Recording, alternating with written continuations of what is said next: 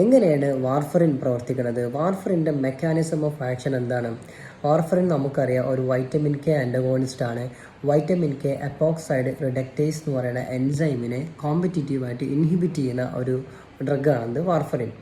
ഇനി ഇതിൻ്റെ ഒരു കൺസെപ്റ്റിലേക്ക് വരാം.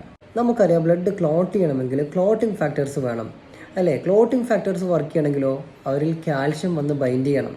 ശരിക്കും പറഞ്ഞാൽ ഈ കാൽഷ്യമാണ് ക്ലോട്ടിംഗ് ഫാക്ടേഴ്സിനെ ഈ ഫോസ്ഫോലിപ്പിഡ് മെംബ്രെയിൻസിൻ്റെ മുകളിൽ, അതായത് നമ്മുടെ ഈ പ്ലേറ്റ്ലെറ്റിൻ്റെ ഒക്കെ മുകളിൽ വന്ന് ഫിക്സ് ചെയ്യുന്നതും അവർ തമ്മിൽ ക്രോസ് ലിങ്ക് ചെയ്യുന്നതും. സോ കാൽഷ്യം ഒന്നും ബൈൻഡ് ചെയ്തിട്ടില്ല എങ്കിൽ ഈ ക്ലോട്ടിംഗ് ഫാക്ടേഴ്സ് വർക്ക് ചെയ്യില്ല.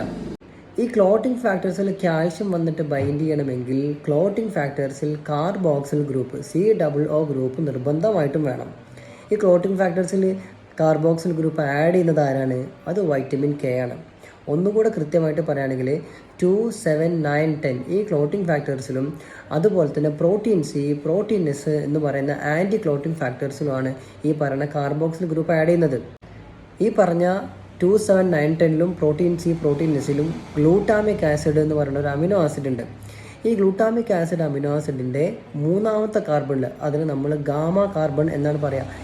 ഈ മൂന്നാമത്തെ കാർബണിലാണ് കാർബോക്സിൽ ഗ്രൂപ്പ് ആഡ് ചെയ്യുന്നത്. അതിന് നമ്മൾ എന്താ പറയുക? Gamma glutamyl carboxylation. Gamma glutamyl carboxylation. ഈ റിയാക്ഷൻ നടത്തുന്നത് ആരാണ്? Vitamin K. വൈറ്റമിൻ കെൻ്റെ റെഡ്യൂസ്ഡ് ഫോമാണ് ഈ കാർബോക്സിൽ ഗ്രൂപ്പ് ആഡ് ചെയ്യുക. അതിനുശേഷം വൈറ്റമിൻ കെ ഓക്സിഡൈസ്ഡ് ഫോമിലേക്ക് മാറും. ഈ ഓക്സിഡൈസ്ഡ് ഫോമിലേക്ക് മാറിയ വൈറ്റമിൻ കെനെ വീണ്ടും റെഡ്യൂസ്ഡ് ഫോമിലേക്ക് മാറ്റുന്ന എൻസൈമാണ് വൈറ്റമിൻ കെ എപ്പോക്സൈഡ് റിഡക്റ്റേസ്. ഈ എൻസൈമിനെയാണ് വാർഫറിൻ ബ്ലോക്ക് ചെയ്യുന്നത്.